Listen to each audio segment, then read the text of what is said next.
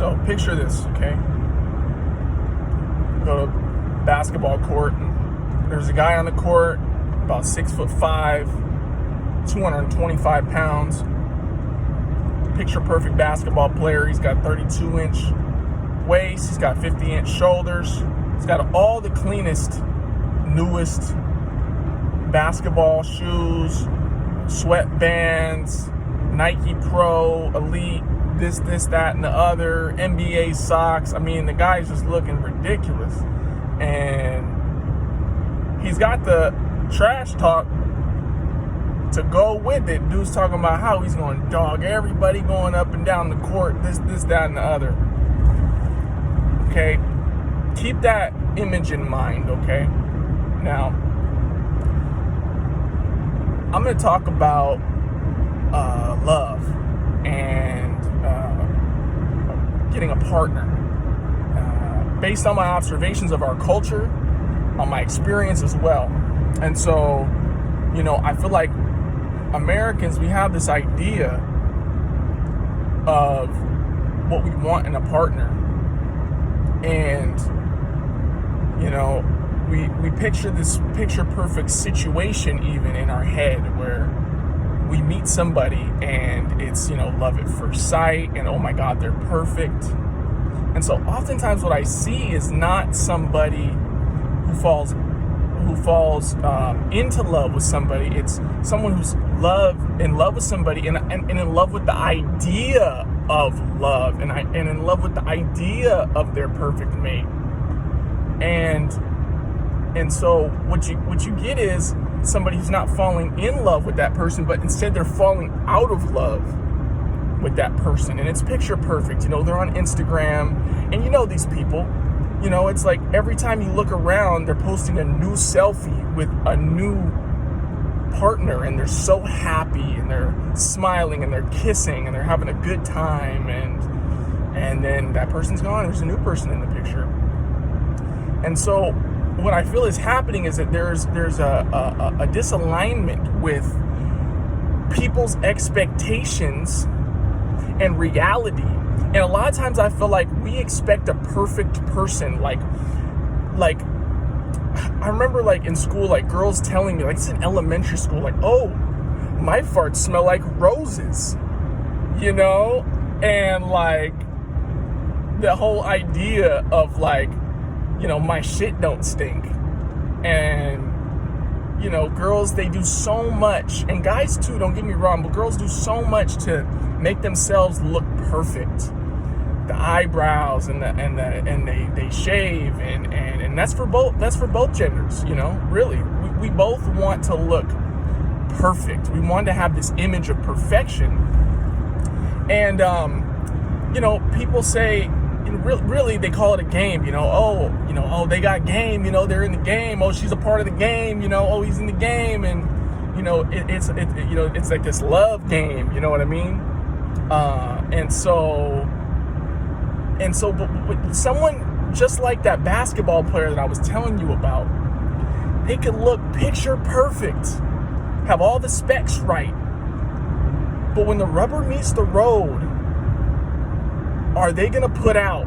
Just because they can talk the talk, just because they can walk the walk, don't mean nothing, man. And there's something called a soulmate. And I've been thinking about this idea of a soulmate. What's a soulmate? And it's like, that's what real love is a soulmate, because love and an ideal partner has so much more to do with your soul. And so, you know, people, they want the perfect partner, and it's like, don't go out there and try to find the perfect partner. You got to work on yourself to be the best version of you can be, because you are not going to attract anybody into your life that is that much beyond you. So I like to think if the level of healing and the amount of personal development and the amount of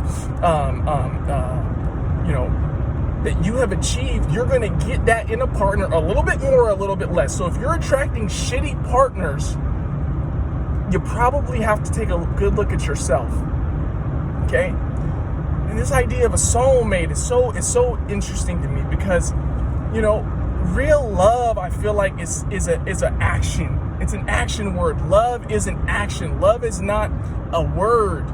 It's a verb. And so, you know, when you find somebody that, you know, and that's the other thing, man. A lot of times I feel like people will let people go that really love them just because they're scared to commit. And that was me. I was scared to commit, man. I thought I was going to be missing out. And I thought, man, there's so many people that are better looking and so much better. And you know, I'm still have this idea that I want that perfect partner. I want that perfect mate. But then I looked at myself and I thought, man,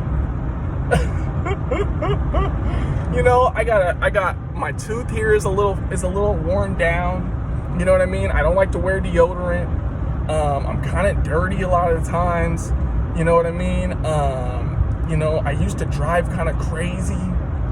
And, you know, it's like, if you want to live, I want somebody that's perfect. When I look at somebody and I see their imperfection, I'm like, oh, I don't want that.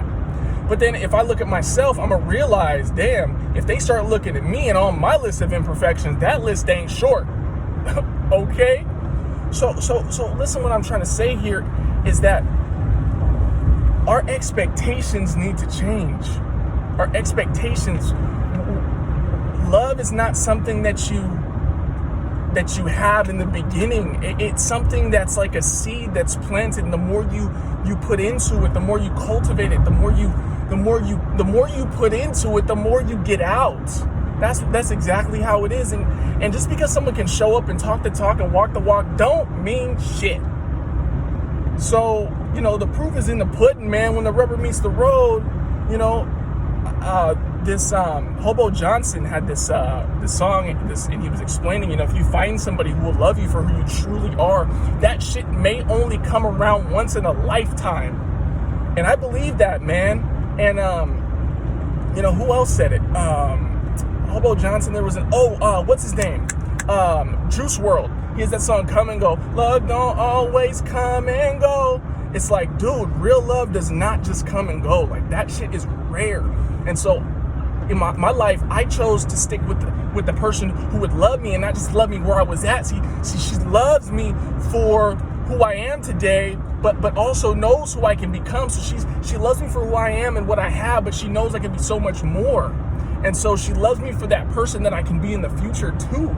And it's like, and it's like my love for her has grown exponentially. You know what I'm saying? Like, to where where I used to not, like, gushy love makes me sick. It makes me feel weird. So I love, and so slowly by little, I've grown to love her. I've grown to have those feelings of like bubbliness and butterflies in my stomach, you know, and her the same for me. You know what I'm saying? And so I just want to bring that to the light, because I see a lot of people whose expectations does not meet reality, you know. And so I just want to say, you know, I love my girl, my fiance right now, and we just had a son. We just had a son together, and I love him very much. And my love is just continuing to grow and blossom and bloom. And I think that's kind of the old school way of doing it. You know, you pick someone that's a good match and you just commit to them and you go for it, because love grows, and the more you put in, the more you get out. So that's all I got to say.